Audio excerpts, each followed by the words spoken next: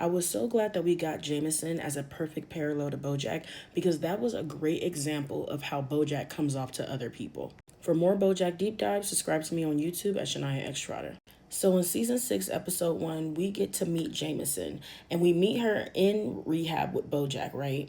And she seems flighty and erratic, and she always has to be the victim. She never wants to take accountability, and we see that she lies multiple times to get out of rehab, but also even lies about her father and all type of stuff to again make herself the victim and to never take accountability for her actions. And I just love it because this is how Bojack comes off to other people.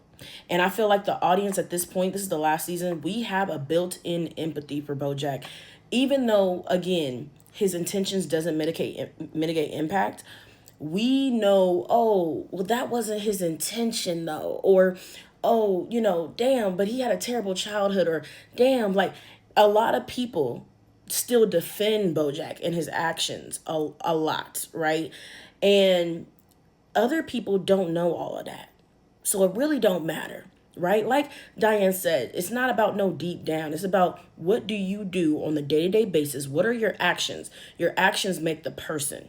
And if we were to have even a spinoff of like just showing everybody else's point of view of Bojack Horseman from even their short-lived experiences with him, he would be a terrible person for the majority of people. And this is why I loved when Pete Repeat came back into the picture and repeated his story from his point of view to Hollyhock.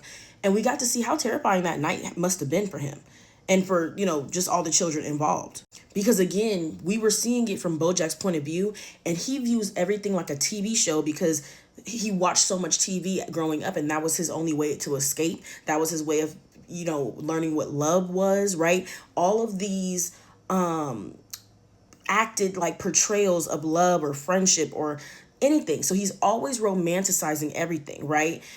So when it's not romanticized, when there isn't already like a built-in empathy factor, we get to see how terrible his actions are.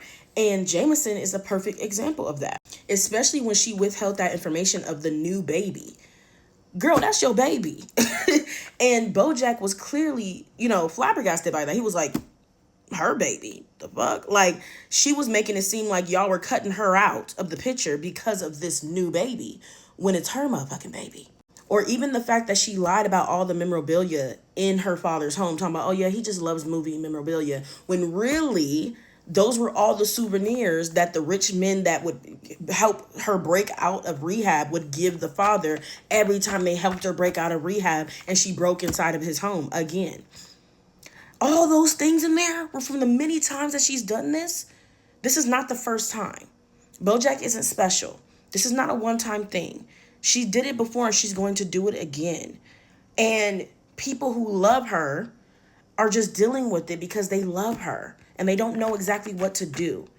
And it reminds me of all the times that even Bojack, when he would go on these benders, and think about the times that he came to Anna's house asking for, can you tell me that story one more time? Like, I missed it. And then Sarah Lynn is burning her furniture up. Or even the time he's breaking into Mr. Peanut Butter and Diane's place and trying on all their clothes and eating their food. Or even the times that he was in Princess Carolyn's office, booty ass naked. And going on his whole shenanigans, like all the times that he drove drunk and like literally either crashed into another car or just all of these things, right? But he's the victim in all of these situations. It's not adding up. Somebody lying. But I was just glad that we got to see that from somebody else's point of view. And even after that night, like with Bojack being like, let me just check my ass back up in here. Because it's seriously, by you not being honest and not being real, this is what you look like. This is what you're doing. You're not going anywhere. You're just going in a circle.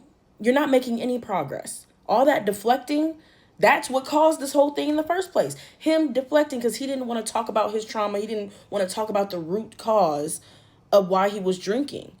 And it's like, yeah, you can't get away with it. Like, doing this, you can't be looked at as the victim all the time. And so I feel like that was like him looking in the mirror like, damn, is this how I look?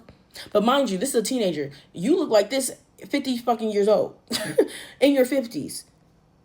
Like, you can't be doing this. This is ridiculous. And so I feel like he had to be like, damn, this is probably how other people feel with me, being lied to, right? To where I'm trying to help them, and or they're trying to help me, and I'm lying to them, and I'm deflecting, and I'm always being the victim.